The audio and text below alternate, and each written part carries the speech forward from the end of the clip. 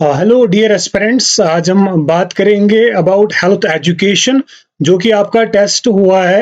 आज हम उसकी एनालिसिस कर लेंगे यहाँ पर। हेल्थ एजुकेशन सब्जेक्ट जो कि जेकेएसएसबी की तरफ से सिलेबस में एक अलग पोर्शन है हेल्थ एजुकेशन का, उसकी हम जो है टेस्ट सीरीज का एनालिसिस आज हम कर लेंगे यहाँ पर। आगे बढ़ने से पहले आपको बताता चलूँ कि जो आपका पूरा टेस्ट स्केड्यूल है, ये पूरा टेस्ट स्केड्यूल आप अपने स्क्रीन पे देखते होंगे। इसमें सारा जो डेट दिया गया है कि आपका कौन सा टेस्ट किस डेट पे होगा, और फिर उसके बाद हम उसकी एनालिसिस भी यहाँ पर कर लेते हैं। ठीक है जी। और नेक्स्ट, अगर आपको ये सारी टेस्ट सीरीज की नीड हो या फिर पूरी बुक या आपको एक पूरा कोर्स ज्वाइन करना होगा, तो लिंक आपके डिस्क्रिप्शन और कमेंट सेक्शन में मिलेगी, आप वहां से ज्वाइन कर सकते हैं। आगे हम बढ़ेंगे अपने पहला क्वेश्चन पे, that is the health education mainly aims to.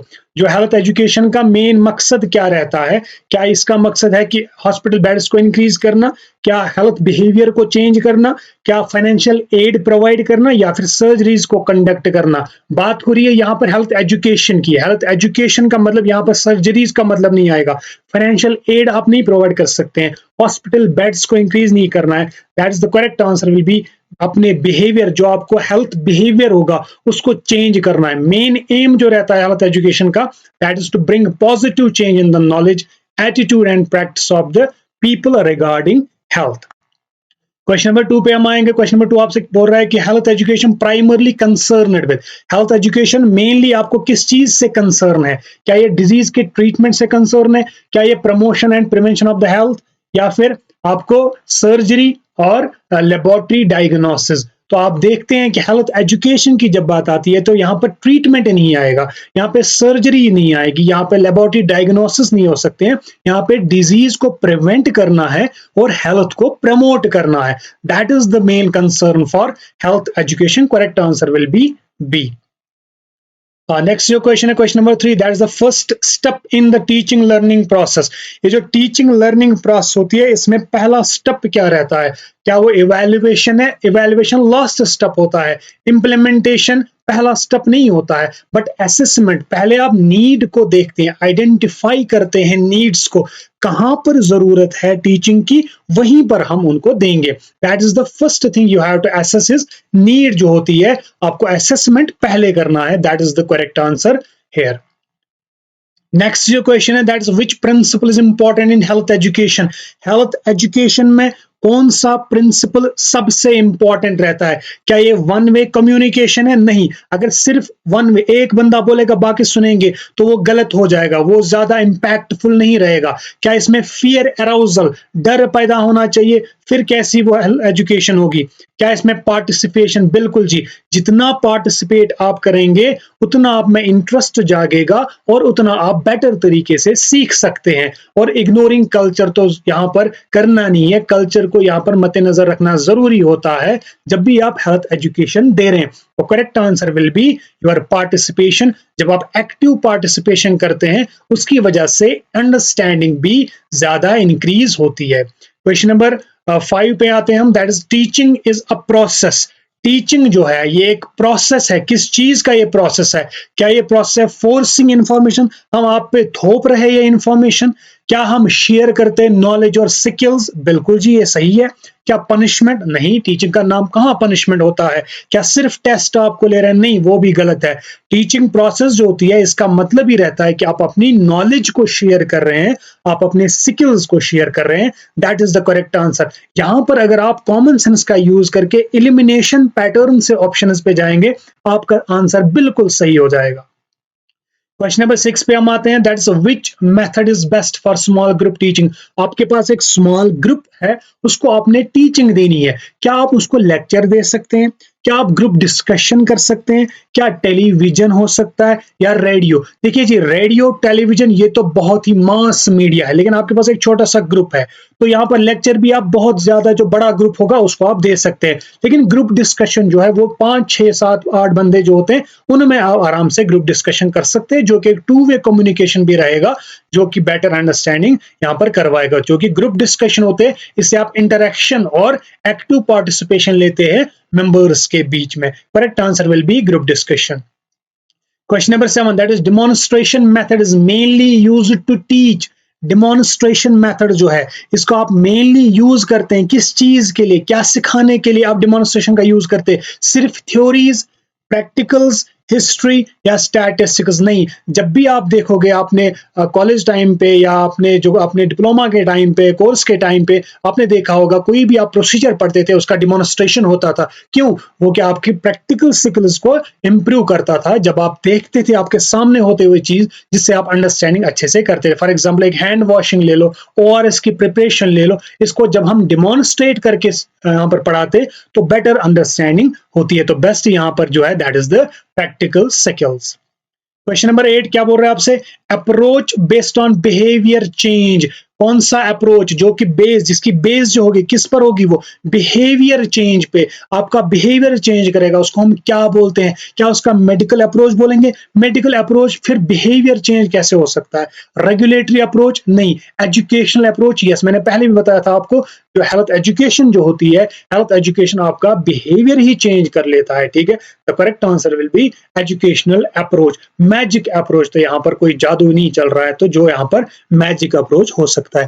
Question number 9 पर हम आते हैं। क्वेश्चन नंबर 9 क्या बोल रहा है हमसे? Medical approach mainly focuses on. अभी जो हमने देखा था मेडिकल अप्रोच, यहाँ पर आप मेडिकल अप्रोच की बात कर रहे हैं। मेडिकल अप्रोच मेनली किस चीज पे फोकस करता है? प्रिवेंशन पे करता है या ट्रीटमेंट ऑफ द डिजीज या काउंसलिंग पे या फिर कम्युनिटी पार्टिसिपेशन पे? देखिए जब हम मेडिकल अप्रोच जाते हैं तो हम डिजीज को ट्रीट करते हैं, क्लियर है, डायग्नोस करते हैं किसी भी डिजीज को और उसका ट्रीटमेंट जो प्लान करते हैं, ये हमारा मेडिकल अप्रोच रहता है। बाकी ऑप्शंस को आप एलिमिनेट कर लोगे यहाँ पर, आपका सही आंसर आ जाएगा। क्वेश्चन नंबर 10 पे हम आते हैं। That's regulatory approach includes. सारे अप्रोच की बात हो रही थी। रेगुलेटरी अप्रोच में क्या आता है? क्या इसमें हेल्थ टॉक आएगा?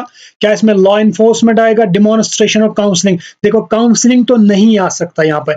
डिमॉन्स्ट्रेशन मैंने बताया था वो एक मेथड है, टीचिंग का मेथड, जहां पर आप प्रैक्टिकल स्किल्स सिखाते हैं। हेल्थ टॉक आपने कितने सारे हेल्थ टॉक दिए होंगे अपने कोर्स के टाइम पे, लेकिन रेगुलेटरी जब बात आती है तो ये रूल्स एंड रेगुलेशंस की बात होती है जो कि लॉज को यूज करता है, ठीक है। ये कानून की बात हो रही है यहाँ पर कि जैसे फॉर एग्जांपल पब्लिक प्लेस पे स्मोकिंग हम बैन करते हैं तो ये एक वहां पर रेगुलेशन बनती है, that is the regulatory approach. Correct answer will B law enforcement. Question number 11 पे हम आते हैं। That's the most important step in planning health education. कौन सा इंपॉर्टेंट स्टेप है जब आप प्लान करेंगे एक हेल्थ एजुकेशन? आपने हेल्थ एजुकेशन देनी है, वो प्लान करने के टाइम पे आपके पास कौन सा इंपॉर्टेंट स्टेप रहता है? क्या ये इवैल्यूएशन है? क्या ये आइडेंटिफाइंग ऑब्जेक्टिव्स है? क्या डेकोरेशन है? क्या प्रिंटिंग पोस्टर्स है? लेकिन सबसे पहले मुझे आप बताइए, हम एलिमिनेट करेंगे पोस्टर्स। हम तब पोस्टर्स भी हम कर सकते हैं प्लान, बट हमें पहले पता होना चाहिए कि किस चीज के लिए हम ये कर रहे हैं, क्लियर है। डेकोरेशन बाद में हम कर लेंगे, कोई मसला नहीं है। पहले हम प्लान करेंगे, उसको इंप्लीमेंट करेंगे, लास्ट में हम इवैल्यूएट करेंगे जो हमने किया है। तो सबसे पहला इंपॉर्टेंट काम क्या है? आपको आइडेंटिफाई करने हैं ऑब्जेक्टिव्स। ऑब्जेक्टिव्स को पहले आइडेंटिफाई कर लो, बाद में उसके अगेंस्ट सारा जो प्लान हमने बनाना है, चाहे डेकोरेशन करना है, चाहे पोस्टर वगैरह जितने भी बनाने हैं, लेकिन लास्ट में फिर इवैल्यूएशन करना है। तो फर्स्ट स्टेप आपका जो है दैट्स आपको पहले पता होना चाहिए हमारे ऑब्जेक्टिव्स क्या है। Correct answer will B identifying objectives. Question number 12 आप that's objectives in health education should be. Health education में जो ऑब्जेक्टिव्स है वो कैसे होने चाहिए? क्या ये वेग होने चाहिए? क्या ये क्लियर एंड मेजरेबल होने चाहिए? क्या ये लेंथी होने चाहिए? क्या कॉम्प्लिकेटेड होने चाहिए? फिर से एलिमिनेशन पैटर्न का यूज करके सही आंसर आएगा। लेंथी नहीं होना चाहिए, कौन किसको फुर्सत है ज्यादा उतना पढ़ने की? कॉम्प्लिकेटेड होगा तो किसको समझ आएगा? वेग होगा तो नहीं समझ आएगा। और ये जो होने चाहिए ऑब्जेक्टिव्स, जो आपका हेल्थ एजुकेशन के जो ऑब्जेक्टिव्स है वो बिल्कुल क्लियर होने चाहिए और मेजरेबल होने चाहिए, क्लियर है। तो यहां से आपको क्वेश्चन जो है वो बी आंसर सही जाएगा। क्वेश्चन नंबर 13 आपसे बोल रहा है कि evaluation of health education. Evaluation कर रहे हैं आप हेल्थ एजुकेशन की, क्यों कर रहे हैं? किस चीज के लिए कर रहे हैं? आपने हेल्थ एजुकेशन दिया, अब आप लास्ट में जो उसको इवैल्यूएट कर रहे हैं, क्यों करते हैं? क्योंकि जो हमने चीज दी है, जो हमने एजुकेशन दी है, क्या वो सही से गई है कि नहीं? जो हमने यहाँ पर किसी को कुछ बताया उसका कोई फायदा आया कि नहीं, वो कितना इफेक्टिव रहा है, यही चीज करने के लिए हम क्या करते हैं? इवैल्यूएशन करते हैं। फॉर एग्जांपल आपने नर्सिंग ईयर में पढ़ा होगा कि आप कुछ किसी पेशेंट को पेन है, अब पेन है तो उसको आप एनाल्जेसिक देते हैं, ठीक है, पेन किलर देते हैं, फिर आप चेक करते हैं कि जो मैंने ये काम किया है, जो मैंने ये एनाल्जेसिक दिया है, क्या इसने काम किया कि नहीं, क्या इसका फायदा हुआ कि नहीं, क्या हमारा पेशेंट अब कंफर्टेबल है कि नहीं। तो इसीलिए अब हेल्थ एजुकेशन दे रहे, क्यों, फिर लास्ट में इवैल्यूएशन क्यों करते हैं हम, ताकि हम देखते हैं ये जो हमने एजुकेशन दी थी इसका कितना इफेक्ट रहा है। तो to check the effectiveness of health education, इसके लिए हम इवैल्यूएशन करते हैं। क्लियर है, option B will be the correct answer. आते हैं हम क्वेश्चन नंबर 14 पे, that which is an example of community resource. Community resource की एक एग्जांपल बोलनी है। बताइए मुझे, हॉस्पिटल कम्युनिटी में होता है? बिल्कुल होता है। क्या टीचर कम्युनिटी में होता है? हाँ जी, ये भी होता है। आंगनवाड़ी वर्कर, बिल्कुल आंगनवाड़ी वर्कर भी आपकी कम्युनिटी में होती है। यानी कि सारे ये जो आपके ऊपर दिए गए ऑप्शंस है सारे सच है। हॉस्पिटल्स ले लो, टीचर्स ले लो, आंगनवाड़ी वर्कर्स ले लो, सारे कम्युनिटी रिसोर्स में बहुत अच्छा रोल निभाते हैं, सारे इंपॉर्टेंट है। Question number 15, ASHA worker plays a role in. जो आशा वर्कर आप देखते होंगे कम्युनिटी हेल्थ में, आशा वर्कर का एक महत्वपूर्ण रोल रहता है। उसका क्या रोल है यहाँ पे? सर्जरी का। क्या आशा वर्कर सर्जरी कंडक्ट करवाती है? बिल्कुल नहीं, ये तो गलत बात है। क्या आशा वर्कर बैंकिंग का काम आशा से कहाँ हो सकता है? क्या आशा वर्कर लेबोरेटरी टेस्टिंग? नहीं, वो तो लेबोरेट्रिशियन का काम होता है। क्लियर है, ये तो आशा वर्कर का काम टेस्ट करना तो नहीं होता है। लेकिन आशा वर्कर का काम क्या होता है? हेल्थ एजुकेशन देना कम्युनिटी लेवल पे। कम्युनिटी लेवल पे हेल्थ को प्रमोट करने के लिए, ठीक है, एक एजुकेशन देना आशा वर्कर का काम होता है। आशा वर्कर पे आपको याद रखने बहुत सारी चीजें हैं, वो आप आराम से पढ़ लेंगे, जो कि इस पे क्वेश्चन आ जाता है। उसके बाद question number 16, that's which is a mass media method of health education. Mass media वो मीडिया होता है जो बहुत ज्यादा लोगों तक एक साथ पहुंचे। मुझे बताइए, होम विजिट, क्या होम विजिट मास मीडिया हो सकता है? क्या बहुत सारे लोगों के घर आप एक साथ जा सकते हैं? नहीं जा सकते। क्या ग्रुप डिस्कशन छोटे ग्रुप के लिए तो ठीक है, बट आपको पूरे कंट्री को यहाँ पर कुछ अवेयरनेस देनी है, तो क्या आप ग्रुप डिस्कशन कर सकते हैं? नहीं कर सकते। काउंसलिंग तो आप इंडिविजुअली करते हैं। तो एलिमिनेट तीनों ऑप्शन हो गए, तो बचा क्या? रेडियो। आप जानते हैं रेडियो से आप न्यूज चला दो तो सब सुनेंगे एक साथ, पूरे कंट्री में सुनेंगे। दैट इज द यहाँ पर मास मेथड जो है, ये रेडियो यहाँ पर करेक्ट आंसर जाएगा। Question number 17, that's individual approach includes. Individual, अब आप इंडिविजुअल की बात हो रही है यहाँ पर, क्या हेल्थ टॉक होगा? हेल्थ टॉक आप एक ग्रुप को देते हैं। होम विजिट बिल्कुल घर जाके आप इंडिविजुअल अप्रोच लेते हैं ना, अलग अलग घर जाके उनको यहाँ पर एजुकेशन देते हैं, तो ये तो इंडिविजुअल अप्रोच हो गया। ड्रामा, बहुत सारे लोग होंगे। एग्जिबिशन, उधर तो बहुत सारे लोग होते हैं, तो यहाँ पर एलिमिनेट फिर से कर लो ऑप्शन। एग्जिबिशन में कैसे हो सकता है इंडिविजुअल अप्रोच? एग्जिबिशन में तो इतने सारे लोग आते हैं। क्लियर है, ड्रामा में बहुत सारे लोग होते हैं। हेल्थ टॉक आप हॉस्पिटल में दिया होगा आपने, वहां पर कितने सारे पेशेंट होते हैं एक साथ, स्टाफ भी होता है, तो मतलब वहां पर आप इंडिविजुअल अप्रोच नहीं यूज कर सकते। इंडिविजुअल अप्रोच आप बेस्ट यूज करेंगे आपको होम विजिट पे। Question number 18, health talk is best suited for. Health talk जब भी आप देंगे, ये किस चीज के लिए? यहाँ पर जो ऑप्शन है, क्या ये इंडिविजुअल टीचिंग के लिए बेस्ट है, क्या ये स्मॉल ग्रुप के लिए बेस्ट है, क्या ये लार्ज ग्रुप के लिए बेस्ट है, या फिर सर्जरी के लिए? जो मैंने पहले बताया था, ग्रुप डिस्कशन स्मॉल ग्रुप के लिए तो ठीक है। क्लियर है, इंडिविजुअल टीचिंग तो आप हेल्थ टॉक नहीं दे सकते इंडिविजुअली सबको, आपने एक लार्ज ग्रुप लेना है। आप हॉस्पिटल में पूरे वार्ड में सारे पेशेंट्स, उनके सारे अटेंडेंट्स, आपके सारा स्टाफ, सबके सामने आप हेल्थ टॉक देते हैं, तो एक लार्ज ग्रुप आपके पास होना चाहिए हेल्थ टॉक के लिए, तो बेस्ट सूट वहां पर वही रहता है। क्लियर है, option number C will be the correct answer, that is the large group. Question number 19, that's community leaders help in health education by. Community leaders जो होते हैं वो हमें मदद करते हैं हेल्थ एजुकेशन के। कैसे मदद करते हैं? क्या वो अपोज करते हैं प्रोग्राम्स को? नहीं, वो तो सपोर्ट करते हैं प्रोग्राम्स को, सपोर्ट करते हैं, मोटिवेट करते हैं। हाँ जी, बिल्कुल ये करते हैं। जो हमारे कम्युनिटी लीडर्स होते हैं वो सपोर्ट करते हैं और लोगों को मोटिवेट करते हैं। आपके इश्यूज को इग्नोर तो नहीं करते, सर्विसेज को स्टॉप तो नहीं करते। आप एलिमिनेशन पैटर्न देख लो यहाँ पर, आप तीनों ऑप्शन जो देखोगे आपको सीधे समझ आएगा। अपना कॉमन सेंस यूज करके आप यहाँ पर सही आंसर करोगे, इसमें ज्यादा पढ़ने की जरूरत भी नहीं है। आप चार ऑप्शंस को देख लो, मुझे बताओ लीडर्स का काम कहाँ होता है? प्रोग्राम्स को अपोज करना, वो तो प्रोग्राम्स कंडक्ट करवाते हैं, वो आपके इश्यूज को इग्नोर नहीं करने चाहिए। फिर कैसे लीडर हो गए वो सर्विसेज को स्टॉप नहीं बल्कि स्टार्ट करने चाहिए, वहां पे इनिशिएट करने चाहिए अलग अलग सर्विसेज को। फिर यहाँ पर करेक्ट आंसर खुद ही बनेगा कि कम्युनिटी लीडर्स जो हैं वो सपोर्ट करते हैं और मोटिवेट करते हैं लोगों को। Question number 920, that is learning is defined as, learning का क्या मतलब होता है? क्या लर्निंग एक टेम्पोररी चेंज है? अगर लर्निंग एक टेम्पोररी चेंज होती हम क्यों सीखते फिर चीजें? फिर ये टेम्पोररी है। क्या लर्निंग परमानेंट चेंज है बिहेवियर में? बिल्कुल, हम सीखते चीजें इसीलिए ताकि हमें हमारे बिहेवियर में अच्छे से परमानेंटली एक अच्छी चेंज आ जाए, पॉजिटिव चेंज आ जाए। सिर्फ बुक्स पढ़ने का मतलब लर्निंग नहीं होता है, सिर्फ सुनने का मतलब भी लर्निंग नहीं होता है। मुझे बताइए, अब यहाँ पर ऑप्शन 4 आपके सामने दिए गए हैं, ये 4 ऑप्शन को आप अच्छे से देख लो। लिसनिंग ओनली, लर्निंग अगर सिर्फ हम सुनेंगे तो सीखेंगे कैसे? सिर्फ बुक्स पढ़ते पढ़ते आपको कुछ नहीं होगा जब तक आपको सिकनेस भी नहीं होने चाहिए। क्लियर है? और टेम्पोररी चेंज तो है नहीं, इसलिए लर्निंग जो है that is the permanent change in the behaviour. Correct answer will be B. Question number 21 क्या बोल रहा है हमसे? Feedback in teaching helps to, feedback जरूरी है, बहुत इंपॉर्टेंट पॉइंट होता है। अगर मैं आपको टीच करवा रहा हूं यहां से, वहां पर आप मुझे जो दोगे that will be the feedback. कैसे आपको समझ आया कि नहीं आया, आपको कहां पर इंप्रूव करने की जरूरत है, कोई चीज टफ तो नहीं लगी, नेक्स्ट टाइम हम उसको इजी कर लेंगे, और कोई चीज समझ तो नहीं आई हम उसको अच्छे से समझाएंगे। ये आपको जो है फीडबैक देना होता है।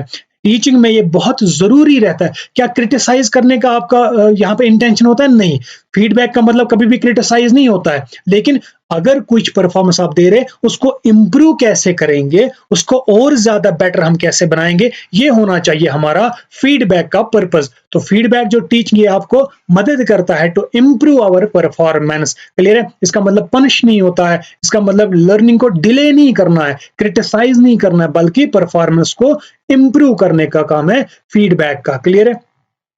उसके बाद 22 question, what is a visual add? Visual add वो एड होता है जो आप देख सकते हैं। रेडियो आप सुनते हैं, कर लो जी, एलिमिनेट हो गया, एलिमिनेट। लाउड स्पीकर आप सुनते हैं तो ये तो ऑडियो हो गया। आप देख कहां से जो आप वहां पर बोलेंगे वो आप सिर्फ सुनते हैं, लाउड स्पीकर पर जो बोला जाता है वो आप सिर्फ सुनते हैं। क्लियर है? माइक्रोफोन, माइक्रोफोन पे आप सिर्फ जो है सुनते चीजें हैं, तो ऑडियो सुनते हैं, कर लो यहां पर एलिमिनेट। रेडियो भी एलिमिनेट हो जाएगा, लाउड स्पीकर एलिमिनेट हो जाएगा, माइक्रोफोन खुद ही एलिमिनेट हो जाएगा। तो बचा क्या? पोस्टर। पोस्टर आपके सामने है, आप उसको देख सकते हैं, that's a visual add. Clear है? कुछ भी लिखा होगा, कोई मैसेज दी होगी पोस्टर पे, उसका आपको देख के आपको वो समझ आता है, that's a visual add. Clear है? नेक्स्ट जो क्वेश्चन है that's 23, planning of health education should be based on. Planning of health education, आपने हेल्थ एजुकेशन को प्लान करना है, वो किस चीज पे होनी चाहिए, उसका बेसिस क्या होना चाहिए, क्या असम्पशंस होने चाहिए? आप ऐसे ही एज्यूम करते हैं चीजों को? नहीं, वो तो गलत बात है। हम ऐसे ही एज्यूम कर लेंगे कुछ भी, वो तो सोसाइटी में थोड़ी चलेगा, वो गलत बात है। क्या हम पर्सनल इंटरेस्ट पे आते हैं? जरा पर्सनल अपने फायदे के लिए हम करते हैं एजुकेशन? नहीं करते, ये भी एलिमिनेट कर लो। रैंडम सिलेक्शन, ऐसे कुछ भी उठा के हमने कुछ भी बोल दिया, क्या ये यहाँ ये पर्पस रहता है, ये प्लान होता है? नहीं, ये भी गलत है। तीनों ऑप्शन गलत है। एक ऑप्शन आपको सही है, कम्युनिटी की नीड्स। कम्युनिटी की नीड्स, प्लानिंग जो होनी चाहिए आपको इस बेसिस पे रखना है कि मेरी कम्युनिटी के क्या नीड्स है, कम्युनिटी में जो नीड्स है उस तरह की मुझे यहाँ पर एजुकेशन देनी है, उस तरह का मुझे हेल्थ एजुकेशन देना है। तो most important answer will B यहाँ पर कम्युनिटी नीड्स। अपने पर्सनल इंटरेस्ट के लिए नहीं, कोई रैंडम सिलेक्शन के लिए नहीं, कोई एजम्पशन ऐसे ही लगा लो आप, उसके लिए नहीं होता है, बट कि यहाँ पर आपको याद रखना है कि मेरी कम्युनिटी की क्या नीड्स है, उस पर मुझे रखना है अपना प्लान ऑफ हेल्थ एजुकेशन। तो ऑप्शन को एलिमिनेट करते जाओ, सही आंसर खुद आपको मिलेगा। बहुत ईजी है, बहुत इजी, सारे क्वेश्चंस बहुत इजी है, बहुत बेसिक है। यहाँ पर question number 24 which is an example of group method. Group method का कौन सा एग्जांपल है? काउंसलिंग हम 1-on-1 देते हैं, फेस टू फेस, एक एक बंदा जाता है काउंसलिंग लेता है, तो काउंसलिंग ग्रुप मेथड नहीं आ सकता। क्लियर है? इंटरव्यू, इंटरव्यू आप कर सकते हैं। क्लियर है? इंटरव्यू आपको यहाँ पर देखो, इंटरव्यू कौन जाता है? सीधे एक इंटरव्यूअर होता है और देने वाला होता है, तो दैट्स वहां पर ग्रुप कहां से आ सकता है? ग्रुप नहीं हो सकता, इंटरव्यू ग्रुप में नहीं होता है, पर्सनली होता है। और होम विजिट, होम विजिट आप मैंने पहले बताया इंडिविजुअलाइज्ड अप्रोच है, घर जाके वो तो अलग अलग आपको जा सकते हैं, तो वो भी इंडिविजुअलाइज्ड अप्रोच है। तो ग्रुप मेथड में पैनल डिस्कशन, एक पैनल बैठी है आपस में डिस्कस कर रहे हैं, तो ग्रुप मेथड हो गया, ये तो बहुत इजी है। होम विजिट इंडिविजुअल है, काटो इसको। इंटरव्यू ये तो हम एक बंदे को करते हैं एट ए टाइम, ये भी काट लो। फिर यहाँ पे काउंसलिंग, काउंसलिंग भी एक बंदे को एक टाइम पे करते हैं, तो ये तीनों ऑप्शन काट लो। बचा क्या? That's panel discussion. Panel discussion क्या है? एक ग्रुप मेथड। अगर आप देखोगे भी ऑप्शंस पे और सीधे आपको मिलेगा ग्रुप मेथड जो है दैट्स द पैनल डिस्कशन। अगर एक पैनल बैठी है वहां पर डिस्कस चीज हो रही है, that's a group method. Clear है? Correct answer will be panel discussion. That is the question number 25 आपको बोल रहा है कि इफेक्टिव कम्युनिकेशन रिक्वायर्स, एक बेहतरीन कम्युनिकेशन हो उसके लिए आपको किस चीज की जरूरत है? क्या शोर की जरूरत है? अगर शोर होगा तो कम्युनिकेशन कैसे इफेक्टिव हो सकती है? नहीं हो सकती है, काटो इसको। क्लियर है? कंफ्यूजन, अगर कंफ्यूजन दिमाग में है तो फिर कैसे हो सकती है यहाँ पर इफेक्टिव कम्युनिकेशन? अगर एंगर, गुस्सा है तो कम्युनिकेशन बिल्कुल नहीं हो सकती सही। लेकिन अगर बेहतरीन एक क्लियर मैसेज है तो बेहतरीन कम्युनिकेशन हो सकती है। That is the clear message will be correct answer. एक क्लियर और सिंपल मैसेज जो होती है वो आपकी अंडरस्टैंडिंग को इंप्रूव करती है। That is the correct answer. Question number 26 पे आते हैं। क्वेश्चन नंबर 26 हमसे क्या बोल रहा है? Which is not a principle of health education, कौन इनमें से प्रिंसिपल नहीं है? नॉट पूछा गया है, नहीं है इनमें से, यानी कि जो एक ऑप्शन होगा वो नहीं होगा, बाकी तीनों जो होंगे वो प्रिंसिपल होंगे हेल्थ एजुकेशन का। क्या इंटरेस्ट प्रिंसिपल है? बिल्कुल है। जितना आपका इंटरेस्ट होगा उतनी एजुकेशन बेहतर रहेगी। क्लियर है? क्या पार्टिसिपेशन, हमने पहले भी क्वेश्चन में डिस्कस किया है, पार्टिसिपेशन जरूरी होता है। पार्टिसिपेशन, जितना अच्छी पार्टिसिपेशन होगी, जितनी अच्छी एक्टिव पार्टिसिपेशन होगी, उतना अंडरस्टैंडिंग भी आपको चीजें अच्छे से होंगी। मोटिवेशन, मोटिवेशन जरूरी है। अगर आप मोटिवेट नहीं है तो फिर आप सीखेंगे कैसे? तो मोटिवेशन भी जरूरी है। नॉट पूछा गया है तो वन वे लेक्चर ओनली, सिर्फ एक ही बंदा बोले जा रहा है, बोले जा रहा है, बोले जा रहा है, आपको समझ आ रहा है या नहीं आ रहा है उसे कोई मतलब नहीं है। लेकिन अगर ये प्रॉब्लम है तो ये प्रिंसिपल नहीं हो सकता है। यहाँ पर आपको डिस्कशन लाना है। डिस्कशन आपको जो जब करोगे तब आपको जो है चीजें अच्छे से समझ आ जाएगी। टू वे कम्युनिकेशन होना जरूरी होता है यहाँ पर प्रिंसिपल के लिए। लेकिन आपको क्वेश्चन में पूछा गया तो नॉट अ प्रिंसिपल, इनमें से कौन नहीं है? तो वन वे लेक्चर नहीं है। करेक्ट आंसर यहां पर हो जाएगा C. Question number 27, role play method is useful to teach. जब आप रोल प्ले करते हैं, ये एक मेथड होता है आपको एजुकेशन का, ये भी एक मेथड है कि हम एक रोल प्ले करेंगे। क्लियर है? और ये हमारे लिए फायदेमंद भी होता है। अब ये क्या चीज है सिखाता है? क्या ये एटीट्यूड एंड स्किल्स? ठीक है जी, ये तो सही बात है। सर्जरी, कैसे रोल, आप सर्जरी करोगे रोल प्ले के लिए? वो तो गलत बात है। सर्जरी हम करते हैं बिल्कुल प्रॉपर तरीके से, रोल प्ले तो नहीं करते सर्जरी पे। क्लियर है? स्टैटिस्टिक्स का कोई मतलब ही नहीं है यहाँ पर। डायग्नोस करने के लिए हम रोल प्ले क्यों ही करेंगे? तो बेहतरीन आंसर विल बी एटीट्यूड्स और स्किल्स। ये सिखाने के लिए, अगर आपको एटीट्यूड सिखाना होगा, अगर आपको स्किल्स सिखाने होंगे तो रोल प्ले आपका बेस्ट मेथड रहता है। क्लियर है? ये आपको याद रखना है। इससे आपको अच्छी अंडरस्टैंडिंग होती है जब आप एक रोल प्ले करते हैं, और आपकी जो कम्युनिकेशन स्किल्स है वो भी इंप्रूव हो जाती हैं। क्वेश्चन नंबर 28 पे आते हैं। क्वेश्चन नंबर 28 हमसे क्या बोल रहा है? Community health nurse act as, community में जो नर्स होती है, कम्युनिटी हेल्थ नर्स जिसको हम बोलते हैं, वो एक्ट करते हैं एज क्या? Teacher, counsellor, motivator, all of the above. ये तो जरूरी है। कम्युनिटी हेल्थ नर्स एक बेहतरीन टीचर भी होनी चाहिए ताकि वो हेल्थ एजुकेशन अच्छे से दे सके। एक बेहतरीन काउंसलर होनी चाहिए ताकि वो काउंसलिंग भी अच्छे से दें। और एक बेहतरीन मोटिवेटर भी हो ताकि जो ऐसे इंसान होंगे जो बिल्कुल मोटिवेट नहीं होंगे, उनसे वो वहां पे मोटिवेशन भी लेने चाहिए। तो एक कम्युनिटी हेल्थ नर्स जो है वो तीनों होने चाहिए। वो एक टीचर भी होनी चाहिए, वो एक काउंसलर भी होनी चाहिए, वो एक मोटिवेटर भी होनी चाहिए। Correct answer will be all of the above. Question number 29 हमसे क्या बोल रहा है? Which step comes after implementation, implementation के बाद कौन सा स्टेप आता है? ये तो बहुत बेसिक सवाल है, ये आप सबको पता होगा कि हम सबसे पहले असेसमेंट होती है, फिर हम प्लानिंग करते हैं, फिर हम उस प्लान को इम्प्लीमेंट करते हैं, फिर जब हम प्लान को इम्प्लीमेंट करेंगे फिर इस चीज का इफेक्ट देखने के लिए हम क्या करते हैं? इवैल्यूएशन। फिर हम लास्ट में देख के जो हमने काम किया है, जो हमने प्लान बनाया है, क्या ये जो है सही से काम कर रहा है कि नहीं कर रहा, क्या इसका इफेक्ट अब सही से हो रहा है कि नहीं हो रहा है। इसलिए हम लास्ट में फिर इवैल्यूएशन करते हैं। तो इम्प्लीमेंटेशन के बाद इवैल्यूएशन जरूरी होता है। क्वेश्चन नंबर 30 जो कि आज के सेशन का लास्ट क्वेश्चन है, that is the ultimate goal of health education. Health education का अल्टीमेट गोल क्या है?